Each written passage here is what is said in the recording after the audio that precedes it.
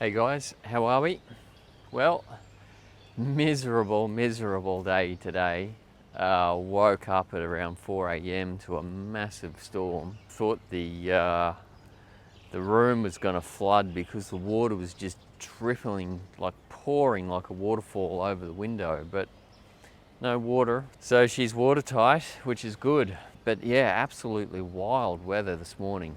Absolutely wild. So welcome to the tropics. It's been the last 2 days, but as you can see from the sky, it's fairly ominous as the rain is it just hasn't stopped. So good news. Thailand Pass as of the 1st of July is no more.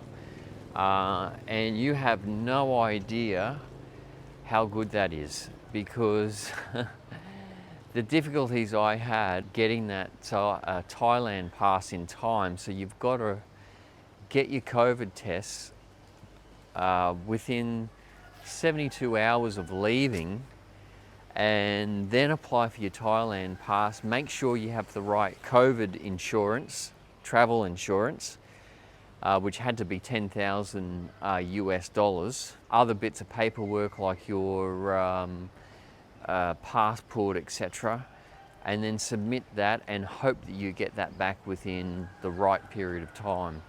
So just really full on. We ended up flying out at 2 o'clock in the afternoon.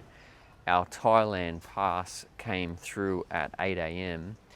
and that was after I had emailed the consulate and contacted people just to try to expedite things, and it happened. We got it in time, which is great. So but the Thailand Pass is no more. 1st of July, it's open season. I mean, the Thai government's really been pressured to try and remove as many barriers to entry as possible. I think the official cases I saw the other day was something like 1,000 cases out of about 86 million people. So it's really not even much of a thing anymore, which is good. So it means that, you know, everything's sort of changing, opening up. It's easy to get around, easy to fly, easy to travel. Takes away the uncertainty and the risk of actually losing your airfares and hotel bookings and all that sort of stuff. And Swadika. So yeah, makes life a lot easier being able to do that without, you know, having to go through that rigmarole, which was just, as I said, extremely stressful and very, very difficult to actually pull everything together in time. It was a real nightmare. The other thing that you don't have to do as of the 1st of July is fill out a TM6 form, I think it is. And that is the little form that you fill out when you're about to land in Bangkok or wherever in Thailand. And you basically had to fill that out, say where your hotel reservation was, how long you're intending to stay, occupation, all that sort of stuff, and register your location during that stay. And it was actually fairly important for them to do that, but I don't even think that's a thing anymore. So anyway, so come the 1st of July, not required. So it's, as I said, lots of barriers to entry being removed, which is great. I mean, Thailand's a good, really nice place to stay. I did a video yesterday on the pros and cons of living in Australia, and you know, there's a lot of cons, trust me. And one of the biggest things is expenses.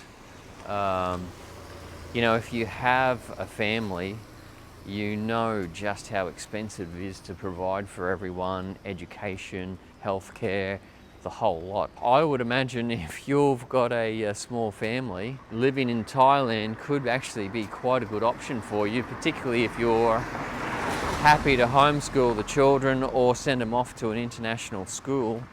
Would be a far better, far cheaper way of living. And just think about it, you could actually you know, provide for the family and spend a lot more time with them.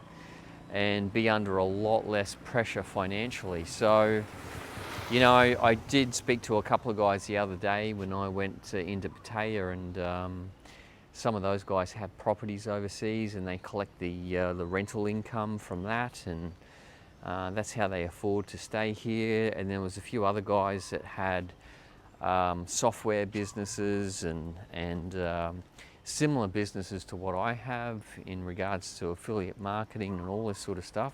We've thoroughly enjoyed being here so far. Just depends on what the wife is wanting to do and how much longer we stay. So, but anyway, I think we might be here for a long time, to be honest. If you are here, as I said, we were meant to go back to Australia on Wednesday. Didn't sort of work out that way because Amy got a bit sick. But, you know, that reminds me, you know, if you are planning on traveling to Thailand, you definitely want to get health insurance. We use Safety Wings, highly recommend it. Put a link in the description below, or you can go to the Overseas Exiles website, and I think it might be under tools or travel or something like that. I think it's under travel, and you can actually calculate your insurance costs from the website. So feel free to go to there and do that as well. But I'll put a link in the description below if you're needing health insurance. Highly recommend it. Do not get caught without having health insurance here. You know, the panic that sort of came over my wife the other day when she started not to feel that well, and was amazing. But just keep that in mind. The last thing you want to do is be sick in an unfamiliar place without travel insurance, because it's not all that cheap over here, particularly for the private cover, and I'm not sure how good the care would be if you went sort of through the other system here. I don't even know if it's possible. Definitely need to have health insurance, so do that if you haven't sorted that out. If you're planning on coming here, and I highly recommend it, if you want to come here for a couple of months and just relax and you know, just consider whether or not it's something that's going to suit you, definitely recommend Thailand, because it really is so much cheaper than Australia. Like accommodation, we're paying about $297 a month for our condo. If you wanted, say, a 2-bedroom condo, I think you'd be up to about 800 Australian dollars a month, maybe even a little bit more. We don't need a lot, so, you know, we're pretty okay. And, you know, food is ridiculously cheap.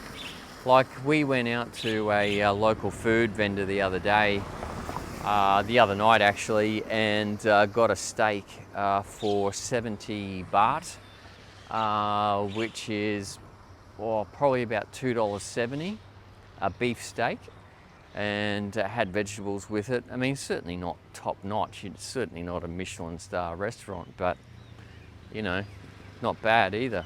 Thoroughly enjoyed it. So yeah, so it is cheaper to live here. I mean, look, some dairy products, I will warn you beforehand, they are insanely expensive. I did see Greek yogurt from West Farmers, I think, which is obviously an Australian import, 12 Australian dollars. So that is ridiculously expensive. There's lots of other alternatives here, and as I said, there's certainly lots of opportunity to get ripped off, and I'll do some more videos on that as well. You know, the other day we were going to catch a taxi from central Pattaya to Pratamnak, which is where we're at the moment. And the taxi said, 300 baht, which is probably about 12 Australian dollars, maybe 10 or 950 US. And you can get what they call a 10 baht bus, which is like these blue utes that drive around and people jump on the back. And you basically pay 10 baht and jump off at any time. Or you can get a Grab, and so we have the Grab app on our phone, and that costs us 53 baht. So that shows you just how much you can be ripped off, but you've got to be shrewd when you're here. But look, I experienced the same things, probably even worse in Greece. So, but anyway, I'm going to leave that there. If you haven't liked and subscribed to the channel, then do that. But as I said, good news, everything's removed as of the 1st of July, so no barriers to entry, no Thailand Pass. You will need to do a rapid antigen or PCR test within 72 hours of leaving, but that's no biggie. And yeah, so let the fun times begin. All right, guys, I will speak to you at the Facebook page, The Overseas Exiles, and we'll speak to you there.